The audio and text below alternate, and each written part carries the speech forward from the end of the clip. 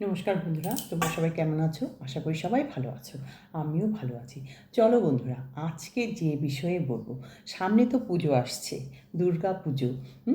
সেটা তোমরা কি করবে যাদের নাকি এই হাতের এগুলো একদম ঝুলে গেছে, ভীষণ হাতটা ভীষণ মোটা।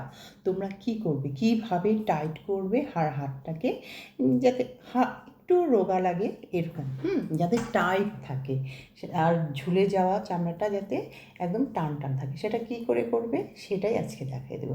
বন্ধুরা, তোমরা এইভাবে এরকম করবে, এরকমভাবে করবে, যতটা পিছনে নিতে পারো। তোমরা বসে করতে পারো, আবার দাঁড়িয়েও করতে পারো, চেয়ারে বসেও করতে পারো। এই যে এইভাবে পেছনের দিকে নিবে হাতটা, পেছনের দিকে নিলে তারপরে আবার সামনের দিকে আনবে, হাতটাকে মুট করবে। মুট করে এইভাবে যতটা টান টান করতে পারো এইভাবে টান টান করবে, প্রতিদিনই করবে। আবার পেছনে নিবে, এরকমভাবে মুঠি করে এরকম করে পেছনে নেবে।